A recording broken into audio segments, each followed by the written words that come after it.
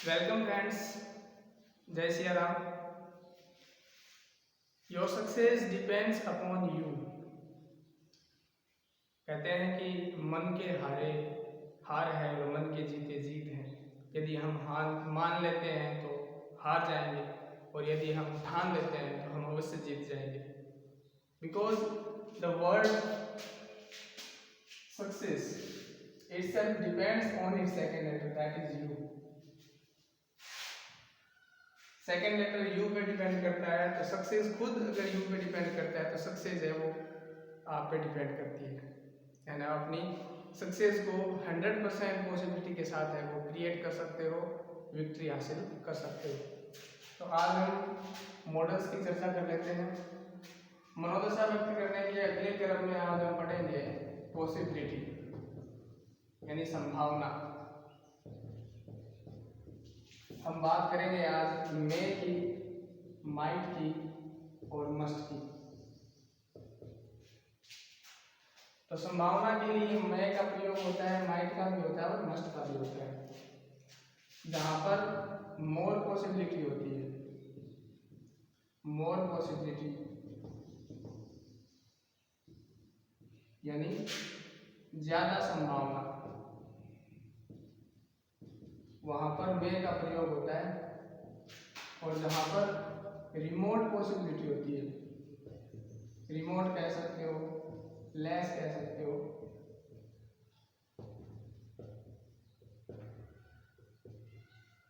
वहां पर माइट का प्रयोग होता है। और जहां पर स्ट्रॉन्ग पॉसिबिलिटी होती है,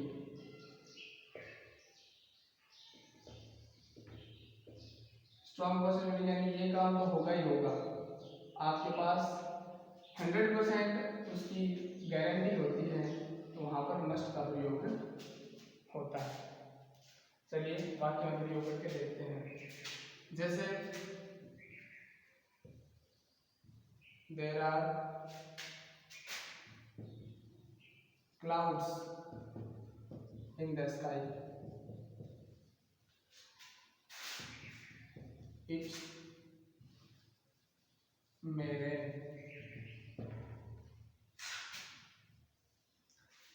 आसमान में बादल छाए हुए हैं, इसीलिए हमारे पास जो पॉसिबिलिटी है वो ज़्यादा है, बरसात होने की पॉसिबिलिटी है वो ज़्यादा है। अगर ये वाक्य ऐसे होता, there are no clouds in the sky, it might rain. क्योंकि प्रकृति का क्या भरोसा, कहीं से बादल आ जाए, बरसात हो जाए। बरसात की संभावना तो है लेकिन नए के बराबर है, क्योंकि आसमान में बादल ही नहीं है। इसी तरह तीसरा वाक्य को देखिए, there is drizzling, it must rain. यानी ड्रिजलिंग शुरू हो चुकी है, बूंदाबांदी शुरू हो चुकी है, तो निश्चित रूप से हमारे पास स्ट्रॉन्ग पॉसिबिलिटी बनती है कि बरसात है वो अवश्य संभव रूप में होगी। तो ये हमें ध्यान में रखना है। जहाँ पर मोर पॉसिबिलिटी हो यानी संभावना ज़्यादा हो, मे का प्रयोग करते हैं। और जहाँ पर रिमोट या लेस पॉसिबिलिटी हो, संभावना कम हो, माइट का प्रयोग करते हैं। और जहाँ पर स्ट्रॉन्ग पॉसिबिलिटी हो यानी हमारे पास लगभग 100% गारंटी हो किसी चीज़ की पॉसिबल संभावना की, वहाँ पर हम मस्ट का प्रयोग करते हैं। तो ये और सेंटेंस देखें।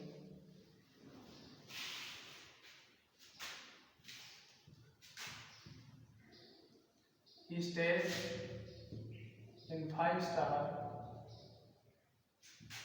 hotels and flies in the flights। He must be a rich man। अब इस वाक्य में देखिए, कोई व्यक्ति है, राम मान लीजिए, श्याम मान लीजिए, वो 5-स्टार होटल्स में रुकता है, एरोप्लेन से यात्राएं करता है, तो निश्चित रूप से हमने अनुमान लगा लिया, हमारे पास गारंटी है कि वो एक धनवान व्यक्ति है। और इसी बात ये होता कि राम है वो, Ram stage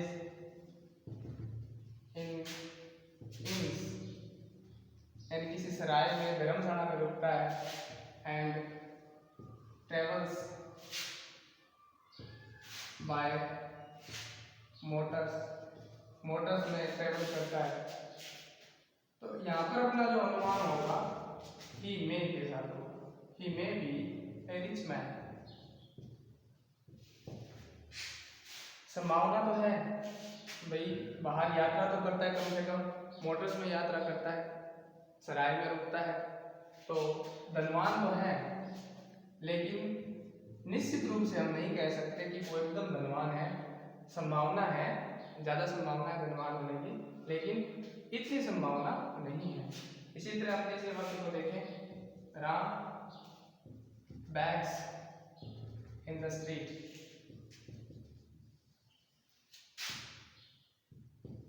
he might be a rich man। अब हमने राम को भीख मांगते हुए गलियों में देख लिया, तो हम कैसे कह सकते हैं वहां पर रिच मैन की संभावना है वो नैन के बराबर है, यानी माइट से हम इसको रिप्रेजेंट करते हैं, यानी संभावना है वो नैन के बराबर है। उसके घर नहीं गए, हमने देखा नहीं धनवान है कि नहीं है, लेकिन हम अनुमान जो लगाते हैं, संभावना जो है वो एकदम नगण्य है, नए के बराबर है। तो ये होगी पॉसिबिलिटी के लिए। अब हम थियोरेटिकल पॉसिबिलिटी की चर्चा करते हैं। सैद्धांतिक संभावना, सैद्धांतिक संभावना जो होती है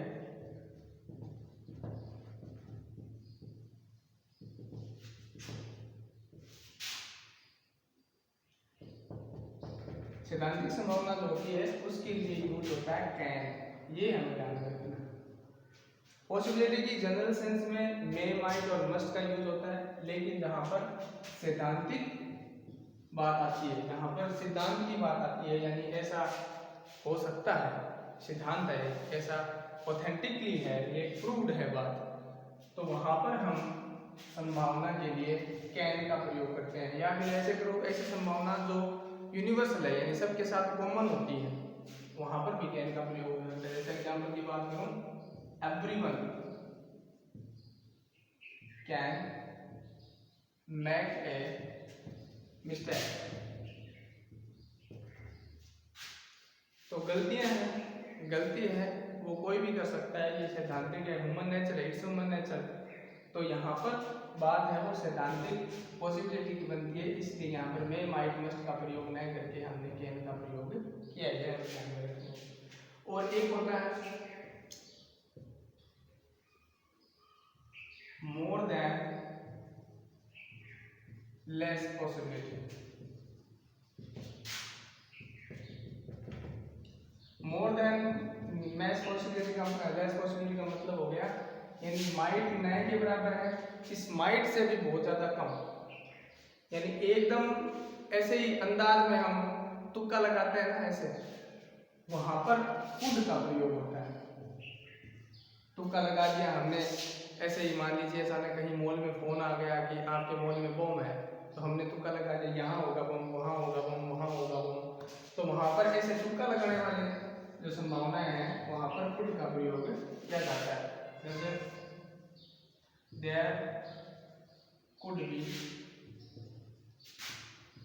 ए बॉम्ब अंडर योर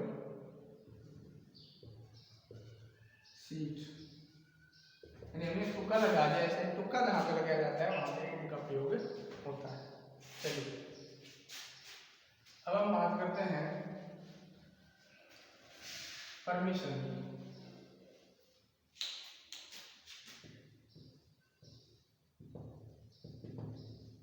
यानी आज्ञा लेना और देना। परमिशन के लिए हम मे का प्रयोग करते हैं और माइट का प्रयोग भी करते हैं। देखो ये जो परमिशन होगी वो औपचारिक होगी, यानी ऑफिशियल होगी। ऑफिशियल हमें कोई परमिशन लेनी है तो हम मे और माइट का प्रयोग करते हैं। और मे में जनरल सेंस की परमिशन होती है, जनरल सेंस, और माइट में हेजिटेटिव यानी हिचकिचाहट पूर्ण परमिशन होती है। जैसे कॉमनली यूज करते हैं हम मे आई कम इन सर, इसी तरह मे आई गो टू आउटसाइड सर। यानी टीचर से, कोई ऑफिसर से हमें जनरली परमिशन लेनी हो तो हम मे का प्रयोग करते हैं, और हेजिटेटिंग परमिशन लेनी हो वहां पर माइट का प्रयोग करते हैं। जैसे might I sit on your seat sir. श्रीमान क्या मैं आपकी सीट पर बैठ सकता हूँ? इसमें हालांकि श्रीमान मना नहीं करेगा, लेकिन हमारे मन में एक हेजिटेशन का भाव रहता है कि पता नहीं ऐसा पूछना सही है गलत है, जो भी है। हमें जहाँ पर भी हेजिटेशन की फीलिंग हो, मूड हो, वहाँ पर ऑफिशियल परमिशन के लिए हम माइट का प्रयोग करते हैं। और अनऑफिशियल के लिए हमने पढ़ाई था कैन और कुड का, ये ऑफिशियल। आगे जैसे might you give me your biodata officer। Officer क्या आप हमें आपका बायोडाटा दोगे? तो यहाँ ऑफिसर से हम बायोडाटा मांग रहे हैं, तो यहाँ पर अपना हेजिटेशन है। Depends on the mood off officer. Officer के मूड पर डिपेंड करता है कि बायोडाटा देगा या नहीं देगा, इसलिए जहाँ पर हेजिटेशन की बात हो वहाँ पर माइट का प्रयोग किया जाता है। चलिए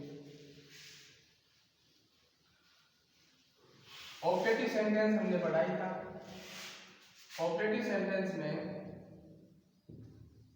मे का प्रयोग होता है, यानी किसी को हम आशीर्वाद देते हैं, कामना करते हैं, विश देते हैं, तो वहां पर मे का प्रयोग करते हैं। जैसे मे गॉड ब्लेस यू। और माइट का प्रयोग इसके पास्ट रूप में या फिर आप कहो इनडायरेक्ट फॉर्म में माइट का प्रयोग होता है। जैसे गॉड माइट ब्लेस हिम। तो इस प्रकार से ये ध्यान में रखना है। मे का विश कामना करने के लिए और माइट का प्रयोग इसके पास्ट या इनडायरेक्ट फॉर्म में प्रयोग किया जाता है। चलिए अब हम बात करते हैं मस्ट की।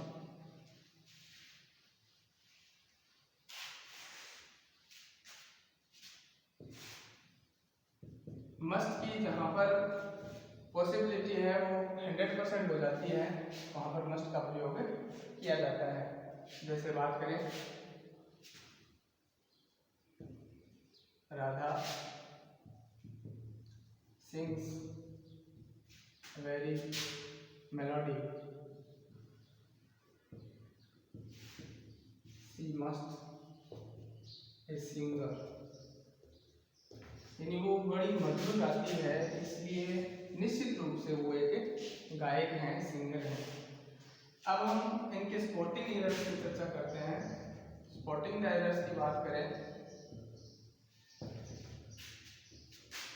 तो ये जो मे और माइट और मस्ट, ये पॉसिबली,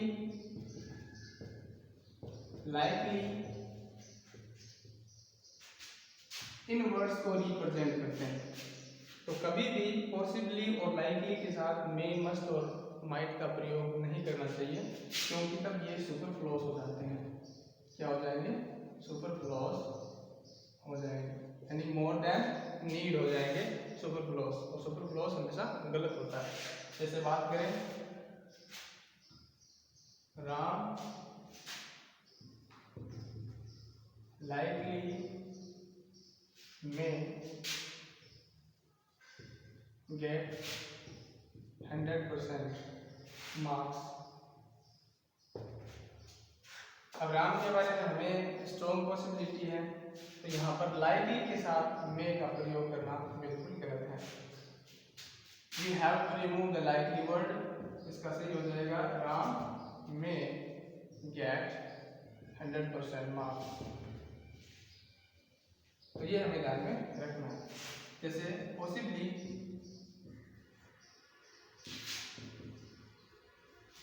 दे मस्ट